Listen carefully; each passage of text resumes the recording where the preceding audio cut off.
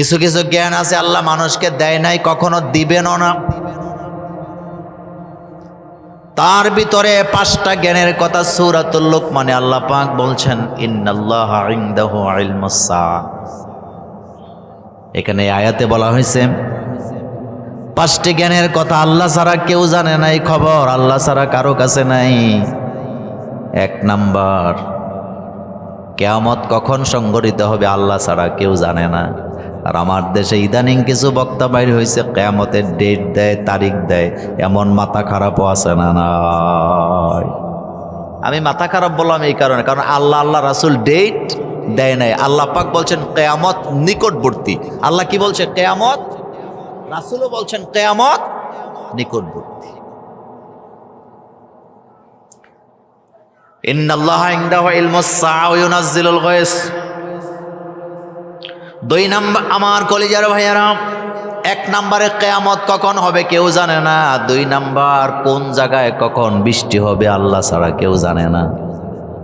3 নম্বরে, মায়ের রেহেমের মধ্যে কি বাচ্চা তৈরি হচ্ছে, ছেলে না মেয়ে, ভদ্র না অভদ্র, মোমেন না কাফের, সন্ত্রাসী না ভালো, সৎ না অসৎ, এই কথা এই খবর আল্লাহ ছাড়া কেউ জানে না। 4 নাম্বার, আমি আপনি কেউ জানি না আমাদের রিজিকের ব্যাপার, আগামী দিন কোথায় যাব, কি খাবো জানি না। জানি না কি বলেন? আপনাদের এখানে মাহফিল হবে এটাই জানতাম, কিন্তু আজকে আইলে যে এত মজার মজার চান্দা মাছ খাওয়াবো এটা তো জানতাম না। জানছি তখন খাবার টেবিলে গেছি যখন। কথা বুঝেননি? আপনি কি খাইবেন আগামী দিন আপনি জানেন না? এটা জানে কে? আল্লাহ। 5 নাম্বার, আমার আপনার সবার কোন জায়গায় কখন মৃত্যু হবে আল্লাহ ছাড়া কেউ জানে না। যদি জানতো মানুষ মৃত্যুর জায়গায় যাইতো না। ব্যাখ্যা দেব না, সময় পাবো না। তাইলে কিয়ামতের জ্ঞান কার কাছে? 2019 সালের আগের কথা। বিজ্ঞানীরা খবর দিছে পৃথিবীর সাথে আরেকটা গ্রহ এমন জোরে ধাক্কা লাগবে, লাগলে পৃথিবী ধ্বংস হয়ে যাবে। আমাদের দেবিদ্বার এলাকার এক লোক তার গোলালু খেতে গেছে, আলুগুলা উঠায় ফেলতেছে, এখনো আলু তোলার সময় হয় নাই। বউ বলতেছে আলু উঠাও কেন? কয় বেশি কথা কস, চুপচাপ থাক। কয় কেন? কয় তুই জানোস না কয়েকদিন পরে কিয়ামত হবে। বিজ্ঞানীরা বলছে আলু লইকা লাভ কি, খাইবো কেডা, যা পারি তা খাইয়া যাই। কিয়ামত কি হয়েছে নাকি? না। আমার কলিজার ভাইয়েরা, এই কথাটা এই জন্য বললাম, কিয়ামত কখন হবে কিভাবে হবে আল্লাহ ছাড়া কেউ জানে না। তবে কিছু আলামত কোরআনে আছে না নাই?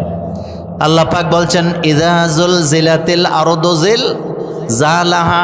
কিয়ামত কবে হবে এইটা আমরা জানি না, কিন্তু আল্লাহ আমাদেরকে জানায় দিলেন কিয়ামত হবে ভূমিকম্পের মাধ্যমে। ভয়ানক ভূমিকম্প হবে, জমিন উলট পালট হয়ে যাবে। ইযাস সামাউ ফাতারাত ওয়া ইযাল কাওয়াকিবু তাসারাত ওয়া ইযাল বিহারু ফুজ্জিরাত ওয়া ইযাল কুবুরু বু'সিরাত আলিমাত নাফসুম মা কদ্দামাত ওয়া আখারাত। কিয়ামতে তো ভয়াবহ হবে। কিয়ামতের আওয়াজ যখন হবে, পৃথিবী যখন উলট পালট হয়ে যাবে, প্রতিটা মানুষ চিৎকার দিয়ে বলবে আইনাল মাফার, আইনাল মাফার। বাগবো কই, ফালাবো কই, যাবো কই? যাওয়ার জায়গা আসেনি?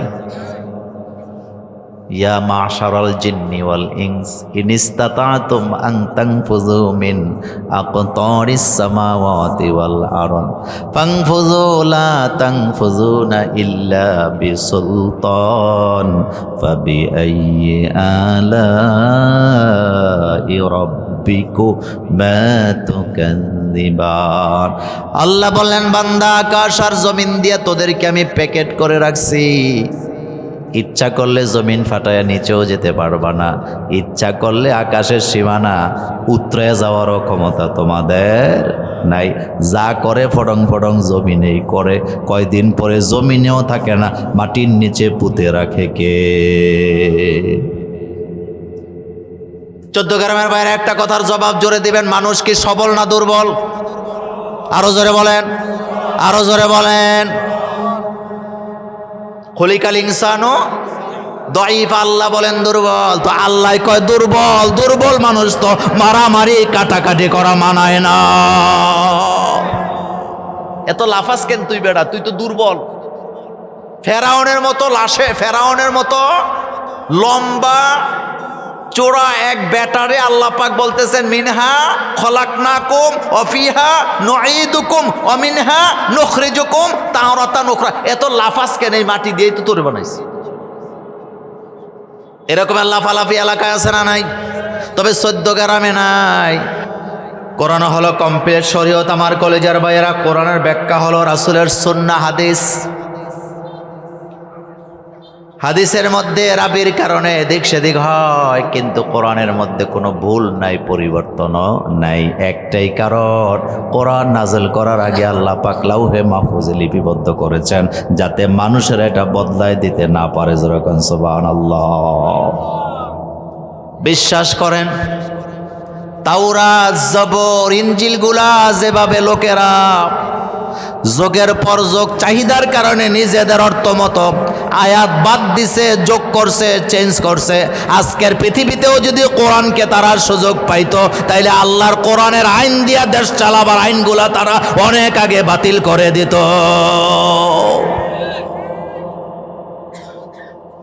এই জন্য আল্লাহ পাক বলছেন বাল হুয়া কুরআনুম মাজিদুম ফি লাউহিম মাহফুজ। এই কোরআনটা আমি লৌহে মাহফুজে লিখে রাখছি, সেখানে মানুষ তো দূরের কথা, শয়তানও যেতে পারে না। আল্লাহু আকবার। কোরআনের ব্যাপারে আল্লাহ গ্যারান্টি দিচ্ছেন ওয়ালা তাকাওয়ালা আলাইনা বাদাল আকাবিল লা আখাযনা মিনহু বিল ইয়ামিন সুম্মা লাকাতআনা মিনহুল ওয়াতিন। আল্লাহ বললেন আমার নবীও যদি কোরআনের ব্যাপারে খেলাপ করতেন, তিনি যদি কোরআনে বাড়ায় দিতেন, কমায় দিতেন, অথবা আমি যা নাজেল করছি নবী যদি হুবহুব তোমাদেরকে তা না শোনাতো, আমি আমার নবীর ডান হাত চেপে ধরতাম, নবীর কণ্ঠ আমি কেটে ফেলে দিতাম। এই আয়াতের দ্বারা আমার রাসূলের মর্যাদা কি আল্লাহ এত উপরে বাড়ায় দিলেন। আল্লাহর নবী যে খেয়ানত করেন না কোরআনের ব্যাপারে, এই দলিল এই আয়াতে আছে না নাই? রাসূল বিদায় হয়ে গেলেন 1400 বছর, কোরআনের একটা আয়াত, একটা নক্তা কেউ লাড়তে পারে নাই। কিন্তু হাদিসের মধ্যে ঝামেলা আছে না নাই? আসেনি? আর যারা বলেন শিয়ারা শিয়াদের মতো করে হাদিস বানায় ফেলছে। পৃথিবীতে যত সম্প্রদায় আছে নিজেদের মতো করে হাদিস মানে হাদিস বানায়, এমন বানাইনাও আছে না না? একদিন আমি একটা প্রেসের মধ্যে বসাম, মসজিদের মাদ্রাসার ক্যালেন্ডার বানাইতেছে হুজুর সাহেব, নিচে দিয়ে একটা শব্দ লেখা লেখছে আল হাদিস। আমি হাসি দিয়ে বললাম ভাইজান হাদিসের নামটাই বলে দেন না, এটা কোন কিতাবে আছে? উনি কয় মোল্লা ভাই এটা তো জানি না। তা আমি বললাম এখন তো গুগলের যুগ, তাখরিজ দিয়ে হাদিস দিলেই তো আইসা পড়ে এটা সহিহ না নকল। তাখরিজ দিছে, এখন দে হাদিস আর আসে না। আমি বললাম আপনি কি পাস? আমি দাওরা পাস করছি, এফতা করছি, কামেলও করছি। পড়ার বাদ আছে নি? কথা কর না কেন? আর বাদ আছে? দাওরাও করছে, এফতাও করছে, কামেলও তো করছে। আমি বললাম কামেল করছেন কিসে? কয় ফিকায়ও করছি, হাদিসও করছি। আমি বললাম ভাইজান তাইলে এই হাদিস পাইছেন নি? কয় না হুজুর পাই নাই। আমি কয়েল লেগে তো আল হাদিস লেখা লাগছে। আমার দেশের অবস্থা হইল যেই হাদিসের কোনো দলিল নাই, সেই হাদিসের নাম হলো আল হাদিস। কিন্তু আল কোরআন লেখার কোনো সুযোগ নেই আমার ভাইয়েরা।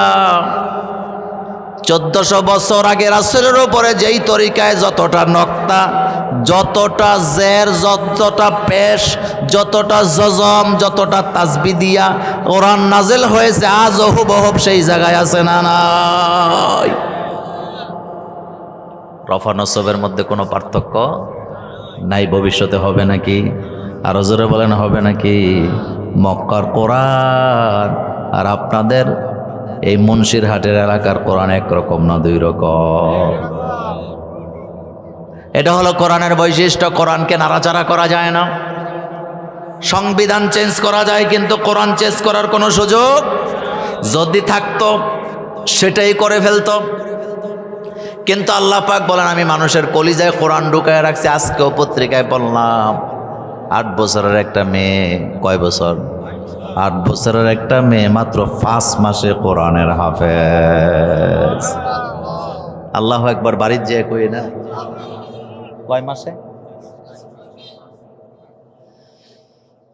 কোরআন, ওয়ালাকাদ ইয়াসসারনাল কোরআনা লিযিকরি ফাহাল মিন মুদ্দাকির। আমি আশ্চর্য হলাম, সৌদি আরবের একজন নারী 50 বছর বয়সে সে প্রতিজ্ঞা করলেন, আমি কোরআনের হাফেজ হবই। সুবহানাল্লাহ কর। আমি কোরআনের হাফেজ হব না, হবই। কয় বছর বয়সে সিদ্ধান্ত নিয়েছে হাফেজে কোরআন হবে? 50 বছর বয়সে তো নারীরা মা হওয়ার যোগ্যতা হারায়। আমাদের বাংলাদেশে 45 বছরের পরে নারীদের আর বাচ্চা হওয়ার সম্ভাবনা তেমন একটা থাকে না। আর ওই মহিলার সিদ্ধান্ত নিয়েছে 50 বছর বয়সের সময় কোরআনের হাফেজ হবে। মহিলা প্রথম দিনই আল্লাহর কাছে কাবাঘরের সামনে যেয়া মোনাজাতে বলছে, আল্লাহ, সিদ্ধান্ত নিছি হাফেজ হব, তোমার কাবাঘরের দরজায় দাঁড়ায় দোয়া করে হাফেজ না বানানো পর্যন্ত মৃত্যু দিও না।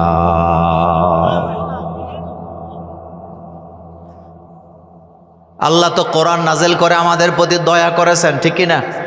এই জন্যই তো আল্লাহ বলছেন, আর রহমান আল্লামাল কোরআন, তিনি তো দয়া করছে যিনি কোরআন শিক্ষা দিছে। আল্লাহু আকবার। মহিলা বললেন, আল্লাহ, কোরআন মুখস্থ না হওয়া পর্যন্ত মৃত্যু দিও না। 50 বছর বয়স থেকে কোরআন মুখস্থ করা শুরু করছে। ডেলি দোয়া করে, আল্লাহ মাইরো না, হায়াত দেও যাতে শেষ করতে পারি। কোরআন মুখস্থ করতে তার সময় লাগছে 20 বছর। গত কয়েকদিন আগে হেফজ করে শেষ করছে। বর্তমানে মহিলার বয়স চলে 70 বছর। এটা কোরআন। বলেন এটা কি? 14 গ্রামের ভালো স্কুলে দিছে, আপনাদের থানার সবচেয়ে ভালো স্কুলে বাচ্চারে ভর্তি করাইছে। অনেক আশা, ছেলেরে ডাক্তার বানাবে, বিমান বাহিনীতে দিবে, আর্মিতে দিবে, কত চিন্তা। ইংলিশ মিডিয়ামে দিছে। পোলারে ভর্তি করাবার পরে পোলা অঙ্কও পারে না, ইংরেজিও পারে না, 2 লাইনের কবিতাও মুখস্থ করতে পারে না। আসরের নামাজের পরে ইমাম সাহেব জিগায়, হুজুর তারে লইয়া কিতাম। 14 গ্রামের ভাষা এমনি তো কয়, আর কিতাম কয় কি? অনেক আশা করে তার ইংলিশ মিডিয়ামে দিছিলাম, অঙ্ক পারে না, ইংরেজি পারে না, বাংলা পারে না, এখন কি করব? ইমাম সাহেব হুজুর হাসি দেওয়া, একটা কাজ করেন, তার হেফজখানায় দিয়ে দেন। কথা সত্য নেই? কোথায় দেন? হ্যাঁ, তো যেটা 2 লাইন কবিতা মুখস্থ পারতে পারে না, যোগ করতে পারে না, বিয়োগ করতে পারে না, 30 পারা কোরআন মুখস্থ করবে, এটা কি সোজা নাকি? কিন্তু দেখা গেল, কয় ঠিক আছে তারে দিলাম। হাফেজ সাহেব হুজুর সহ যাইয়া মাদ্রাসার মোহতামেমের কাছে যায়, কয় হুজুর এই ফোলাটা অঙ্ক পারে না, ইংরেজিও পারে না, তারে দিয়া স্কুল হইতো না, আপনার কাছে দিয়া গেলাম, দেখেন গরুডারে মানুষ করতারেননি। হুজুর কয় ঠিক আছে দিয়া যান, কারণ আমাদের বাংলাদেশের হুজুরদের মন নরম, ছাত্র ভর্তি করাইতে গেলে নিষেধ করে না। হুজুর কয় দিয়া যান, দেখা যাক কি হয়। যেই পোলা অঙ্ক পারে না, ইংরেজি পারলো না, 2 লাইন কবিতা মুখস্থ করতে পারলো না, 2.5 বছর পরে ঘোষণা হয়েছে পোলা পাগড়ি নিব, হাফেজে কোরআন। আল্লাহু আকবার বলো। এই কোরআন কে নাজিল করছে? তো এই কোরআনের বিরোধিতা করে কোনো লাভ আসেনি? আরো আসতে কোন লাভ আসেনি? সারা পৃথিবীতে যত কোরআন আছে সব যদি জ্বালায়া দেন, কোরআনের কোনো ক্ষতি হইব নি? কিচ্ছু হবে না। কারণ কোরআন মানুষের কলিজার ভিতরে আল্লাহ ঢুকায় রাখছে। বর্তমান পৃথিবীতে হাফেজে কোরআনের সংখ্যা 6.5 কোটির উপরে। কয় কোটি? আচ্ছা একটা কথা বলেন তো, বাংলাদেশে হেফজ মাদ্রাসার সংখ্যা দিনে দিনে বাড়ে না কমে? 6.5 কোটি হাফেজে কোরআনরে যদি জ্বালান, তাও কোরআন কিছু হবে? আল্লাহ কয় না, তাও কিছু হবে না। কারণ কোরআন আমি এমন জায়গায় লিখে রাখছি, ওই জায়গায় তোমরা যেতে পারবা না। আমার ভাইরা, শুধু বুঝাইলাম, কোরআন আপনি দুনিয়ায় সীমাবদ্ধ মনে করেন না, বাংলাদেশে সীমাবদ্ধ মনে করেন না। কোরআন আল্লাহর সৃষ্টি জগতের সর্বত্র আছে, না না? তো এই কোরআনের প্রথম আয়াতই হলো পড়ো। কার নামে পড়ো? আল্লাহর নামে। কার নামে বলেন? কার নামে? এই জন্য ইসলামে যারা পড়ে তাদেরকে বলা হয় তালিবুল ইলম। আর তালিবুল ইলম অবস্থায় যদি কেউ মারা যায়, বিনা হিসাবে জান্নাতে চলে যাবে। তা আজকে আমরা এই বিস্ময়কর কোরআনের একটি সূরা থেকে কথা শুনবো। সূরার নাম সূরাতুন নাবা। বলেন, সূরার নাম কি বললাম? নাবা শব্দের অর্থ হলো সংবাদ। নাবা শব্দের অর্থ কি?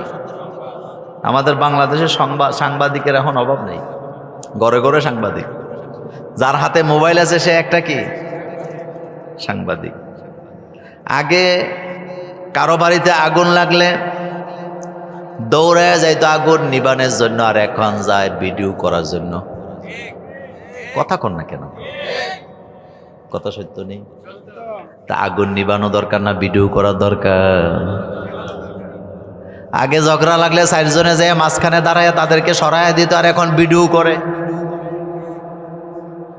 কয়দিন আগে দেখলাম স্বামী স্ত্রী রাস্তায় ঝগড়া লাগছে, প্রথমে স্বামী স্ত্রীর একটা থাপ্পড় দিছে, লোকেরা তাকায় আছে। এবার স্ত্রী একটা কার্ড উড়াইয়া জামাইরে এমন মাইল লাগাইছে, সবাই ঘুরা ঘুরা ভিডিও করে। 14 গ্রাম এলাকায় যখন মারামারি হয় থামায় না, ভিডিও করে। সাংবাদিকের অভাব। আর আমাদের দেশে সাংবাদিক হলো দুই প্রকার। কথা তো রেকর্ড হয়, বললে আবার কোন বিপদ লাগে। একদল হইল সাংবাদিক, আর একদল হইল, এটা আপনারা কইছেন আমি বলি। তো আল্লাহ পাক কোরআনুল কারীমের সংবাদপত্রের নামে একটা সূরা কি দিছেন, শুনেন। যে কোনো সংবাদ বিশ্বাস করতে নিষেধ করছে কে? আল্লাহ।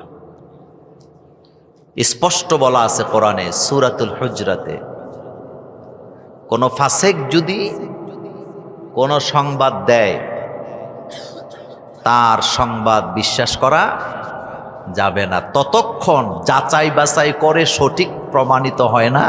যতক্ষণ যখন তোমাদের কাছে আসে ফাসিকুন বিনাবা, কোন ফাসেক কি নিয়ে? সংবাদ নিয়ে। কথার আওয়াজটা জোরে দিবেন। যারা নামাজ পড়ে না তারা কি ফাসেকের কাতারে পড়ে না? যারা মিথ্যা কথা বলে তারা কি ফাসেকের কাতারে পড়ে না? যারা বিদেশিদের দালালি করে তারাও ফাসেকের কাতারে আছে না? না। তাদের সংবাদ বিশ্বাস করলে বিপদে পড়ার সম্ভাবনা আছে না? না।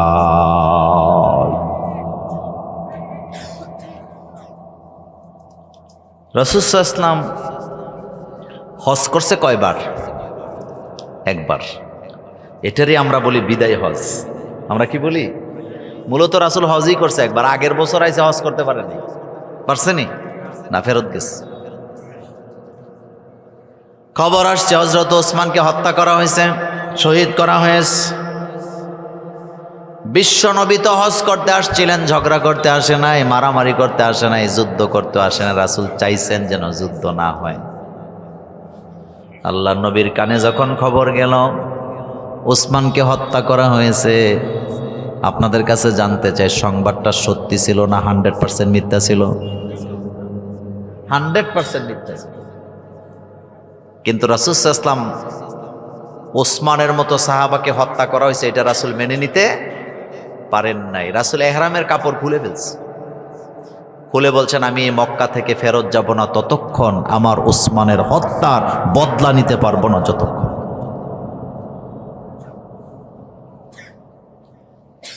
এবার আল্লাহ আয়াত নাযিল করে জানাইছে বদলা নিতে গেলেই তো কারো না কারোর সাথে আপনার যুদ্ধ হবে, মারামারি হবে। কিন্তু রাসূল এই সংবাদ ফাসেকের আপনার কাছে দিছে, একথা মোল্লার না আল্লাহর? আরো জোরে কন্যা। আল্লাহ জানায় দিছে, খবরদার ফাসেকেরা কোনো নিউজ দিলে যাচাই না কইরা বিশ্বাস করা যাবে না। করলে আপনার মনের অজান্তে কারো না কারো প্রতি জুলুম হওয়ার সম্ভাবনা আছে না নাই? এটা আমি আপনাদেরকে সতর্ক করলাম। ফেসবুকে কোনো একটা জিনিস দেখে নাচা শুরু করেন না, আগে যাচাই করবেন। যে কোনো সংবাদ আসুক আগে যাচাই করবেন জিনিসটা সত্য না মিথ্যা। কেউ একজন বলল যে অমুক গ্রামে একটা হিন্দু ছেলে কোরআনকে অবমাননা করছে, রাসূলকে অবমাননা করছে, আপনি দৌড়াবেন না। এটা আপনার উচিত না, আপনার দায়িত্ব না। এটা আপনার দায়িত্ব লাগে যাচাই করবেন, নাকি দৌড়ে যায় তার আগে মাইরে ফেলবেন। জানুয়ারির 7 তারিখে আমার মাহফিল ছিল, আমার মাদ্রাসার মাহফিল, এটা আপনারা অনেকে জানেন। জায়েদ এই হিন্দুরাও ভলেন্টিয়ারের গেঞ্জি পরে মাহফিলের ভলেন্টিয়ারের দায়িত্ব পালন করে। আপনারা বোধহয় খুশি হন নাই। আমি জিজ্ঞেস করলাম কি ব্যাপার? হুজুর বাড়িতে মন টিকে না, এত বড় মাহফিল, মাহফিলের খেদমত করতে চাই। দাঙ্গা হাঙ্গা লাগানো এটা আমাদের কাজ, এগুলি ছোট মনের মানুষের কাজ।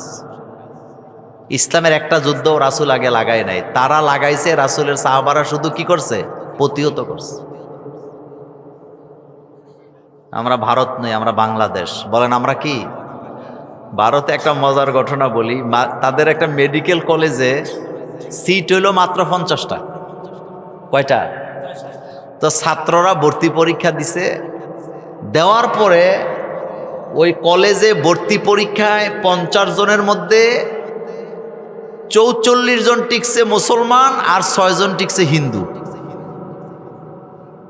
মুসলমান কয়জন আর তারা কয়জন? এখন এই খবর যখন গেছে সরকারের কানে, সরকার কয় কলেজই রাখতাম না। বুঝা গেছে তাদের মন ছোট না বড়? ছোট। মেধার মূল্যায়ন করতে পারে নাই। 44 জন মুসলমানের সন্তান মেডিকেলে টিকছে। এটাকে যারা বরদাস্ত করতে পারেন, একটা কলেজের মঞ্জুরি বাতিল করে দেয়, তারা মুসলমানের বন্ধু হবে, এটা কখনো সম্ভব হতে পারে না।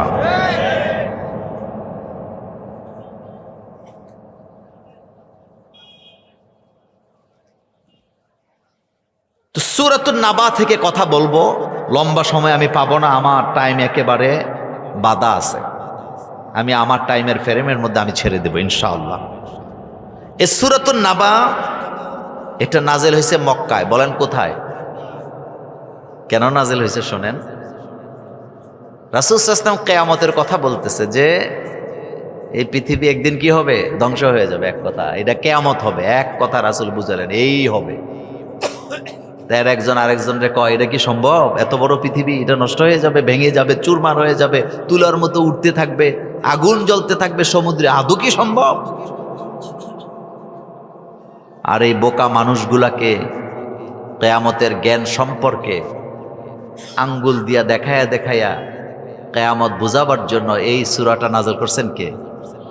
তা আমি পুরা সূরাটা আয়াত তো আর আলোচনা করতে পারবো না, আমি প্রথম দিকে কয়েকটা কথা বলবো আসেন আগে তেলাওয়াত করি, আমার সাথে যারা পারবেন তারাও পড়বেন। আউযু বিল্লাহি মিনাশ শাইতানির রাজীম।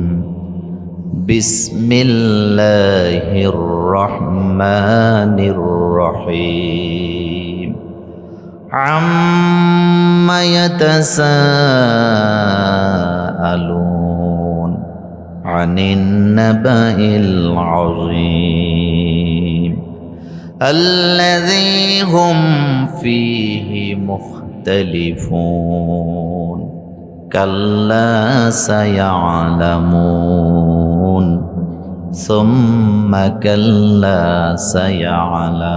سيعلمون ألم نجعل الأرض مهادا والجبال أوتادا وخلقناكم أزواجا وجعلنا نومكم سباتا وجعلنا الليل লিবাসা।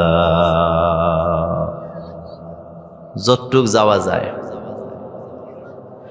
আল্লাহ পাক বলছেন আম্মা ইয়াতাসাআলুন, কোন বিষয় নিয়ে তোমরা একজন আরেকজনকে প্রশ্ন করতেছ, ঠাট্টা করতেছ, মস্করা করতেছ, সওয়াল করতেছ। আনিন নাবাইল আযীম, ওই মহাসংবাদ নিয়ে। আল্লাযী হুম ফীহি মুখতালিফুন, যেই বিষয়ে তোমরা ইখতিলাফ করতেছ। কাল্লা সায়ালামুন, বেশি দেরি নেই, বিষয়টা অচিরেই তোমাদেরকে জানায় দেওয়া হবে। সুম্মা কাল্লা সায়ালামুন, বেশি দেরি নয়, অতঃপর অবশ্যই তোমাদেরকে জানায় দেওয়া হবে। কিয়ামত সংঘটিত হবে কবে, কখন, এই তারিখটা আল্লাহ বলেন নাই, কিন্তু কিয়ামত নিকটবর্তী, এই কথা কোরআন হাদিসে আছে না? মাটির দিকে তাকাও, মাটির দিকে তাকাও, মাটির দিকে তাকাও, কারণ এই মাটির নিচে অতি সহজেই যাওয়া লাগবে। কেউ সাপোর্ট দিতে পারবে? কোনো সুযোগ নেই। কিয়ামত নিকটবর্তী। আল্লাহ পাক বলছেন বিশ্বাস হয় না কেন? সুম্মা কাল্লা সায়ালামুন, অচিরে আমি কিয়ামতের ব্যাপারে জানায়া দেব। আমার কলিজার ভাইয়ের, আল্লাহ পাক বলছেন কিয়ামত যেদিন হবে, ইয়ালামুনা মা তাফআলুন, যা করছো সব আমি জানায়া দেব। ভালো করলে ভালো পাবা, মন্দ করলে মন্দ পাবা। কারো হক নষ্ট করে থাকলে বিপদ কপালে আছে না? নাই। বাইরে ঠকাইছে, বোনেরে ঠকাইছে, বন্ধুরে ঠকাইছে, আমার কলিজার ভাইয়েরা রক্তের সম্পর্কের সাথে বেঈমানি করছে, আল্লাহর আদালতে বিপদ আছে না? নাই। প্রত্যেকটা মানুষ সেদিন বলবে আইনাল মাফার, কোথায় যাব, কোথায় ভাগব। আযাবের যন্ত্রণায় তারা বলবে ইয়া লাইতানি কুনতু তুরাবা। একথা মোল্লার নাল্লার চিৎকার দিয়ে বলবে, আহারে ইয়া লাইতানি কুনতু তুরাবা, যদি আজকে মাটি হয়ে যাইতে পারতাম। পারবনি? দুই জাতির বিচার হবে, জোরে বলেন কয় জাতি? জিন আর ইনসান। বাকি সবগুলোরে মাটি বানাবে কে? আপনারা কি গরুর ঝগড়া দেখছেন? কথা কেন? গরুর ঝগড়া দেখেন না? কম না বেশি? জিদ থামে না, যতক্ষণ ঝগড়া করে। তাদেরও বিচার হাসরের ময়দানে হবে। আপনাদের 14 গ্রামের মুন্সিরহাটের এই জমিনের মধ্যে 2টা গরু ছাইড়া দিয়া রাখছেন, একটার শিং একটু ছোট, আরেকটার বড়। হঠাৎ করে 2টাই কি নিয়ে জানে ঝগড়া লাইগা একটা আরেকটার শিং ভাঙ্গা ফেলাইছে। হাসরের ময়দানে আল্লাহ 2 গরুকে একসাথে করে বলবেন, যেটার শিং ভাঙছে তার শিং বানায়া। এবার তারে জিজ্ঞেস করবে, এ তোমার শিং ভাঙছিল, তুমি কি বিচার চাও? আল্লাহ চাই। এবার আল্লাহ বলবেন, ঠিক আছে, তোমারও শিং আমি বানায় দিলাম, তুমিও তার শিংটা যেভাবে ভাঙছে এভাবে ভাঙো, তুমিও ভাঙো। ওই গরুটা এবার দুনিয়াতে থাকতে যেটাই ভাঙছে হেডা শিংও ভাঙবে। ভাঙ্গার পরে আল্লাহ বলবেন, মাটি হয়ে যাও, সাথে সাথে মাটি হয়ে যাবে। এটা দেখার পরে মানুষেরাও মনে করবে যে আমিও যদি মাটি হইতাম তাহলে তো আমার আর জাহান্নামের আযাব ভোগ করা লাগতো না।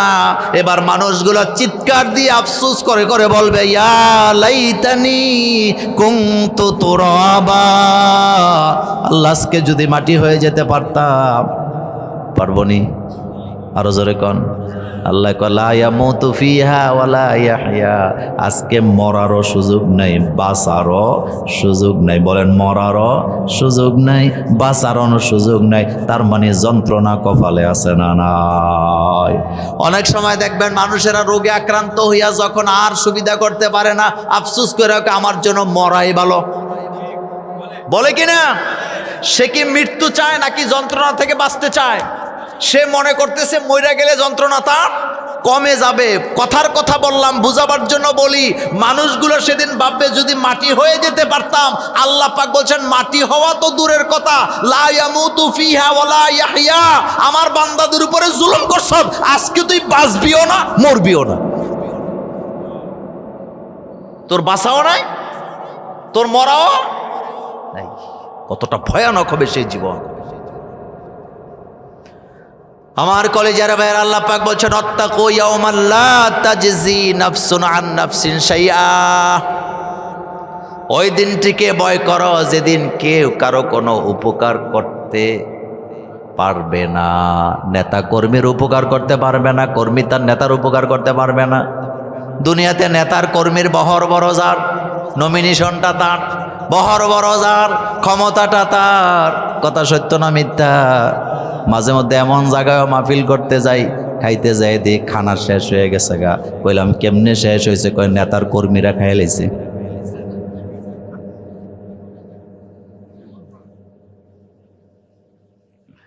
নরসিংদীর এক জায়গায় মাহফিলে গেছি, যাইয়া দেখি দলে দলে খাইতেছে লোকেরা। কমিটিরে কইলাম এত লোক করতে গেলো খাই কেমনে? কয় মোল্লা ভাই দাওয়াত দিছি, নেতা একজন, হিসুমকা কইছে আইব 20 জন, কয় আইছে 500। এই ঘটনা নাই? এত আসতে কইলে হইব নি? এই ঘটনা নাই? বিবেক নাই। কি নাই? বিয়ের অনুষ্ঠানে নেতারে এখন আর মানুষে বয়া দাওয়াত দেয় না, কারণ দাওয়াত দেয় একজন রে, আইয়ে 14 জন লইয়া। কত সত্য নেই?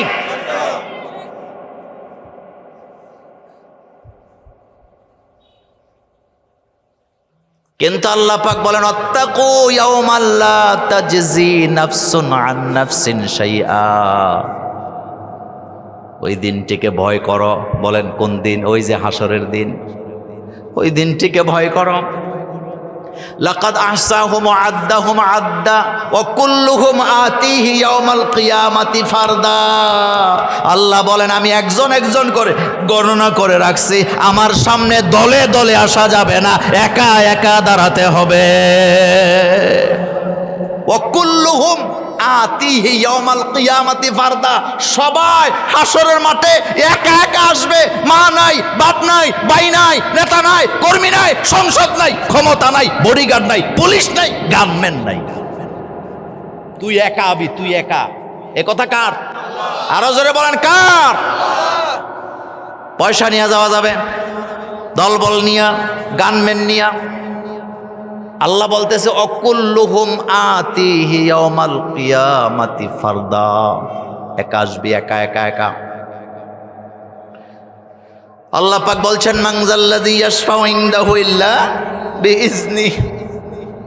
ছেলেরে হেফজখানায় পড়াইছে মা বাবা, মুছে তেল দেয়, ছেলেরে হাফেজ বানাইছি, হুজুররাই তো ওয়াজ করে, এক হাফেজে লয়ে যাবো 10 জন, তা আমি তো সবার আগে। মুছে তেল দিয়া লাভ নাই, কারণ হাফেজ সাহেব ইচ্ছা মতো সুপারিশ করতে পারবে না।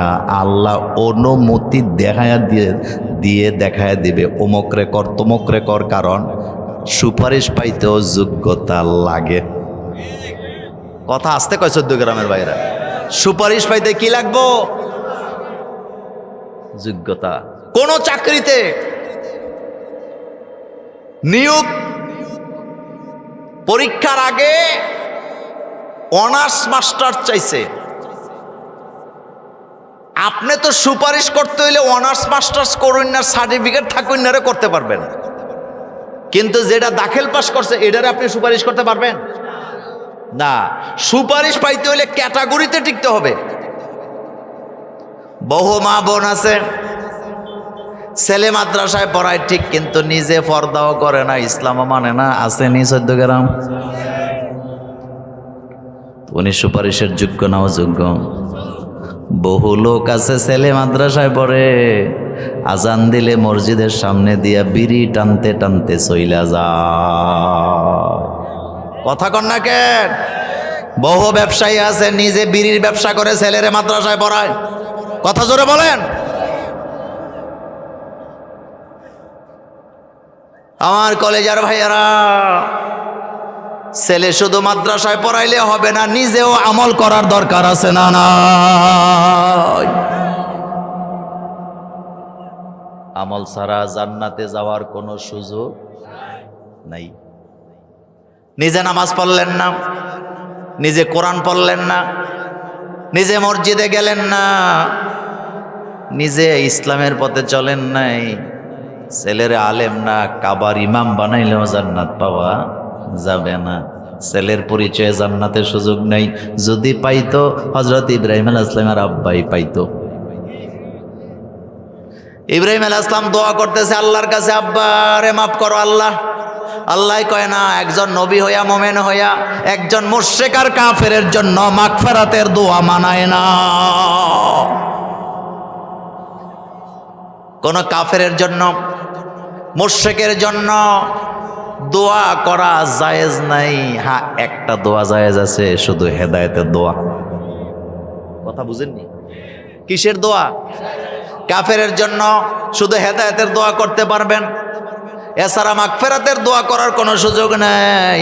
মুশরিকের জন্য হেদায়েতের দোয়া করতে পারবেন, মাগফিরাতের দোয়ার সুযোগ নাই। মুনাফিকের জন্য হেদায়েতের দোয়া করতে পারবেন, কিন্তু মাগফিরাতের দোয়া কোনো সুযোগ নাই। যদি মুনাফিকের জন্য কাফেরের জন্য যদি মাগফিরাতের দোয়া করেন, বিশ্বনবীর দোয়াটাও ফেরত দিছে কে?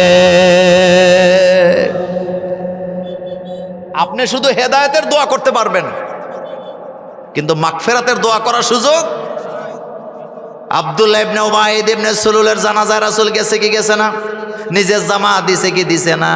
নিজের মুখে লালা দিছে কি দিছে না? এরপরে দোয়া করছে মাফ করো। আল্লাহ কয় কাম হইতো না, আপনার দোয়া আপনার কাছে রাখেন। শুধু একবার না 70 বারও যদি দোয়া করেন, আমি আল্লাহ 70 বার দোয়া ফেরত দিব, কারণ মুনাফিকের কোনো ক্ষমা নাই। এটা মোল্লার কথা না আল্লাহর কথা? মাগফিরাতের দোয়া করতে পারবেন না, শুধু একটা দোয়া বলছিলাম, কি বলেন? কি? শুধু হেদায়েত। বলেন কি? আরো জোরে বলেন, হেদায়েত। হেদায়েতের দোয়া করতে পারবেন। আমার কলিজার ভাইয়েরা, কথা লম্বা করতে চান, এবার শোনেন। হাশরের ময়দানে মানজাল্লাযী ইয়াশফাউ ইনদাহু ইল্লা বিইজনি।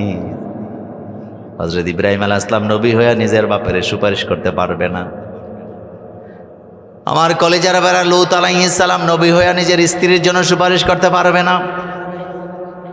নূহ আলাইহিস সালাম নিজের ছেলের জন্য, নিজের স্ত্রীর জন্য সুপারিশ করতে পারবেন না। আপনার আমার নবী মুহাম্মদুর রাসূলুল্লাহ সাল্লাল্লাহু আলাইহি ওয়াসাল্লাম নিজের আপন চাচা আবু তালিবের জন্য সুপারিশ করতে পারবে না। একটাই কারণ, তারা কালিমা পড়ে নাই। হেদায়েত পাইতে হলে কালিমা পড়া লাগবে। কালিমা পড়া ছাড়া জান্নাত পাওয়া যাবে না। নবীজি বলেছেন, মান ক্বালা লা ইলাহা ইল্লাল্লাহ সুম্মা মাতা আলা যালিক ফাদাখালাল জান্নাহ। আল্লাহর নবী বললেন, যে ব্যক্তি ঘোষণা দিল লা ইলাহা ইল্লাল্লাহ সুম্মা মাতা আলা যালিক, এই কথার উপরে মারা গেল, ফাদাখালাল জান্নাহ। নবীজি বলেন, মরার পরে জান্নাতে। জান্নাতে যাইতে হইলে কালিমার দল লাগবে। জোরে বলেন, কিসের দল? কালিমা আছে যেখানে আমরা আছি। জোরে কন্যা, মৃত্যুর সময়ও কালিমার দরকার আছে না নাই? নবীজি কয়, লাকিনু মাউতাকুম লা ইলাহা ইল্লাল্লাহ। জোরে, লা ইলাহা ইল্লাল্লাহ, লা ইলাহা ইল্লাল্লাহ, লা ইলাহা ইল্লাল্লাহ, লা ইলাহা ইল্লাল্লাহ মুহাম্মাদুর রাসূলুল্লাহ সাল্লাল্লাহু আলাইহি ওয়াসাল্লাম। কালিমা ওয়ালাদের সাথে আসি না নাই? আল্লাহ ওয়ালারা যেখানে আমরা আছি, নামাজিরা যেখানে আমরা আছি, নামাজিদের সাথে না চললে, না থাকলে, নামাজিদের দল না করলে জাহান্নাম কপালে আছে না নাই? এটা মোল্লার কথা না আল্লাহর কথা। হাশরের ময়দানে বলা হবে, জিজ্ঞেস করা হবে, মা সালাকাকুম ফি সাকার। তারা ঘোষণা দিবে, লামনাকু, জামায়ে মুতাকাল্লিমে সিগা, লামনাকু মিনাল মুসাল্লিন, আমরা নামাজিদের দল করতাম না। মুসাল্লিন বলা হয়েছে, নামাজিরা ছিল যেখানে আমরা ছিলাম না সেখানে। এখন জানতে চাই, 5 ওয়াক্ত আজানের পরে নামাজিরা কোথায় থাকে? আরো জোরে বলেন, কোথায়? লামনাকু মিনাল মুসল্লিন, মুসল্লিদের মধ্যে ছিলাম না। আমার কলিজার ভাইয়েরা, আজান দিলে মুসল্লিরা থাকে মসজিদে, আর আজান দিলে বিড়ি খুরেরা দোকানে বইয়া চা টানে, বিড়ি টানে, এমন মুসলমানও আছে না নাই? কি যোগে পড়লাম, কি যোগে পড়লাম, কি দেখি আরব না জানি কি দেখি। আলেমের সাথে চললে সন্দেহ করে, ছবি তুললে চাকরি থাকে না। শায়েখ আহমদুল্লাহ নামে একজন লোক আছে না নাই? জোরে কর না। বাড়ি কই? লক্ষ্মীপুর। কোথায়? ভালো মানুষ না খারাপ মানুষ? কোন দল করে না, সমাজের লোকদের জন্য কাজ করে। বন্যার্থদেরকে বাড়ি দেয়, ঘর দেয়, তান দেয়, আগুনে পুইরা গেলে বাড়ি বানায় দেয়, চিকিৎসা নিতে না পারলে চিকিৎসা কইরা দেয়। কাজ ভালো না খারাপ? আরো জোরে বলবেন। শায়েখ আহমদুল্লাহ বাংলাদেশে কয়জন? কোটি কোটি টাকা মানুষের জন্য খরচ করে, কত জায়গায় যায়, কত মানুষের কর্মসংস্থানের ব্যবস্থা করছে। যার রিক্সা নাই তারে রিক্সা দেয়, যার ঘর নাই তারে ঘর দেয়, যার বাড়ি নাই তারে বাড়ি দেয়, যার জমি নাই তারে জমি দেয়, যার মাইয়া বিয়া হয় না তার মাইয়া বিয়া পড়ায়া দেয়। কয়দিন আগে দেখলাম প্রবাসীদের জন্য ট্রেনিং এর ব্যবস্থা করছে। রিক্সাওয়ালাদেরকে ট্রেনিং দেয় প্যাসেঞ্জারের সাথে কেমন আচরণ করতে হবে, কারণ রিক্সাওয়ালাদের মধ্যে কেউ কেউ আছে আচরণটা কেমন করতে হবে এটাও জানে না। এই শিক্ষা আহমদুল্লাহ দেয় নাকি দেয় না? বিশ্ববিদ্যালয়ের একজন দাঁড়ায়া নাকি ছাত্ররা জুমার পরে আহমদুল্লাহর সাথে ছবি তুলছে। এই অপরাধ হয়ে গেছে, এখন বলতেছে ছবি কেন তুলছ, কারণ দর্শাও, নতুবা ইউনিভার্সিটি থাকতে পারবা না। এই নোটিশ যে দিছে তার ভিতরে সাম্প্রদায়িক চিন্তা ভাবনা আছে না? না, একটা কথা বলি আপনাদেরকে, আপনারা কুমিল্লার মানুষ। কুমিল্লা চান্দিনায় একটা মডেল মসজিদে ইমাম নিয়োগ হয়েছে। কোন মসজিদে? ইমাম ফার্স্ট হয়েছে, উনি যিনি ফার্স্ট হয়েছে ওনার চাকরি হবে। তো টিউনি ছিল হিন্দু। এখন টিউনিরে কে জানি নিয়ে দেখাইছে, মানে ওই মডেল মসজিদ যে ফার্স্ট হয়েছে হুজুর, ওই হুজুরের আমার সাথে ছবি। বুঝেননি হুজুর কথা? কার সাথে ছবি? মোল্লা নাজিমের সাথে। এখন চাকরি হবে না, মোল্লা নাজিমের সাথে ছবি কেন? কথাটা সহজ করে দেই, চাকরি হবে না শুধু একটা অপরাধ, মোল্লা নাজিমের সাথে ছবি পাওয়া গেছে। চাকরিটা পরে হয়েছে অন্য কায়দায়, কিন্তু হুজুর যাইয়া টিউনিরে বলছে, দেখেন কুমিল্লাতে এক প্রোগ্রামে গেছিলাম, যাইয়া দেখছে সবাই লাইন ধরে ওনার সাথে ছবি তোলে, আমিও তুলছি, তো দোষটা কোথায়? দোষ তো হেডেই, ওনার সাথে ছবি তুলতে হবে কেন?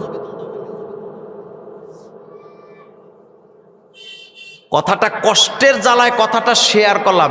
এই চিন্তা চেতনা যারা লালন করে যে অমুকের সাথে ছবি তুললে কারণ দর্শাতে হবে, অমুকের সাথে ছবি তোলা যাবে না, আলেমের সাথে চলা যাবে না, তারা কখনো জাতির কল্যাণকর চায় না, তারা জাতির জন্য বিপজ্জনক।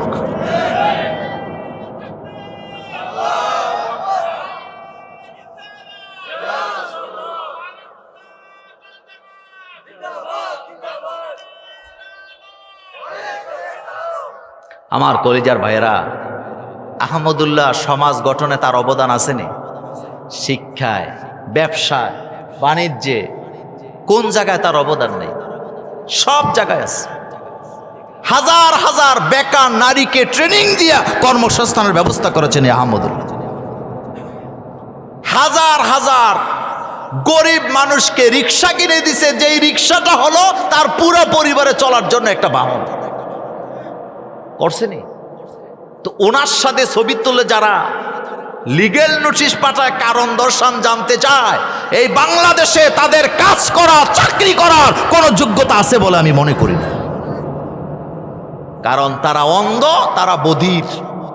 বলেন তারা কি? বধির। অন্যায়ের প্রতিবাদ করতে হবে, এই অর্ডার আমাদেরকে দিছে কে? আল্লাহ পাক দিছেন।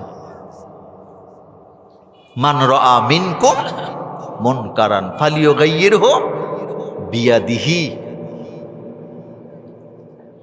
কোরআনে আল্লাহ পাক বলছেন উখরিজাত লিন্নাস, উখরিজা লিন্নাস, আমি তো তোমাদের মানুষের জন্যই বাইর করছি। তোমাদের কাজ হলো তা'মুরুনা বিল মা'রুফ, মানুষকে ভালো কাজের আদেশ দিবা, ওয়া তানহাউনা আনিল মুনকার, মানুষকে খারাপ কাজ থেকে ফেরাবা। এই কাজেই দায়িত্ব সকল নবীদের কাঁধে আছে না নাই? সব নবীদের কাজ তো এটাই ছিল, আনে আবুদুল্লাহ ওয়াজতানিবুত তাগুত। প্রত্যেক নবীরা ভালো কাজের আদেশ দিছে, ফেলাল খয়রাত, ভালো কাজের আদেশ দিছে, মন্দ কাজ থেকে মানুষকে ফিরাইছে। সব নবীরা, নবীদের দায়িত্ব তো ছিল এইটাই। নবীরা চলে গেছেন, ওলামাই কেরামের দায়িত্ব হলো এখন এই কাজ করা। আপনাদের প্রত্যেকের মসজিদে একটা করে হুজুর আছে না? আচ্ছা বলেন তো, কোন হুজুর মসজিদে দাঁড়ায় ওয়াজ করছেন যে আপনারা একটা মারামারি করে আইন যায়?